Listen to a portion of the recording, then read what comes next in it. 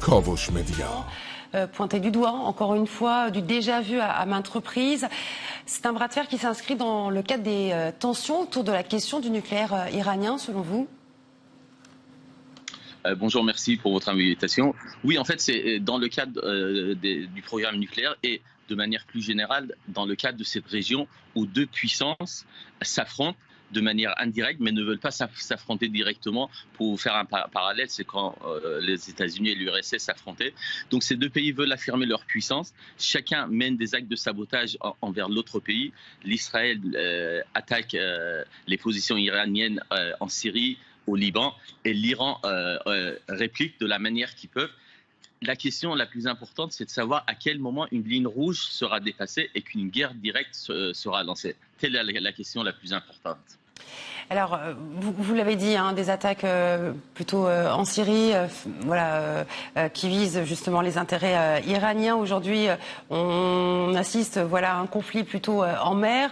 On voit également les Occidentaux, bien évidemment, qui sont alliés d'Israël, et les États-Unis en particulier, qui pointent du doigt également l'Iran. Quelles preuves pourrait justement détenir Israël, qui affirme que cette attaque finalement a bien été menée par la République islamique?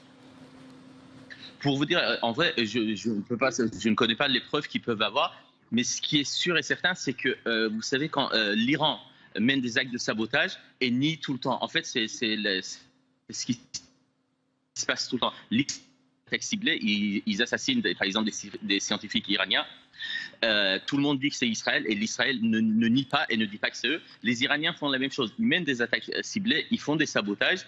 L'Israël pointe du doigt l'Iran. Les Occidentaux, qui sont tous les alliés d'Israël, et notamment les Américains, qui disent aujourd'hui qu'ils veulent répliquer, au nom de quoi on ne sait pas, et disent que c'est l'Iran. Et l'Iran fait comme Israël ou comme tout autre pays en niant les faits, en disant que ce n'est pas nous.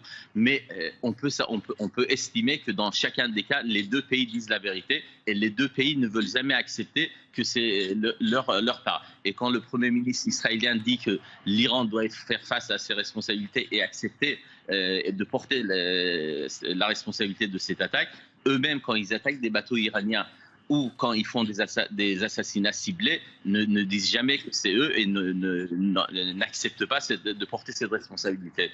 Alors, les États-Unis qui menacent également d'apporter une réponse appropriée à ce qui vient de se dérouler la semaine dernière en mer d'Oman.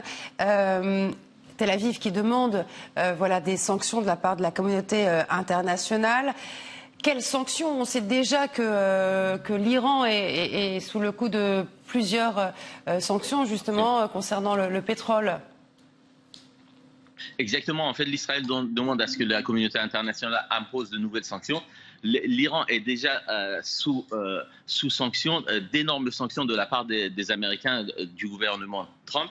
Et s'ils veulent ajouter des sanctions, ça ne va pas changer grand-chose, puisqu'au bout de 3 ans de sanctions, l'Iran, même si l'économie iranienne ne se porte pas très bien, l'Iran n'a pas changé de position, l'Iran n'a pas renoncé à son ambition géopolitique dans la région et affirmé sa puissance. Est-ce que de nouvelles sanctions vont changer quelque chose ou pas? Je ne pense pas. L'important, c'est que l'Iran et les États-Unis puissent s'accorder sur le programme nucléaire et que l'Iran cesse ses attaques. Une fois que l'accord sera signé, l'Iran cessera ses affaires, puisque son économie va se développer et n'aura aucun intérêt à porter de nouvelles attaques contre d'autres pays.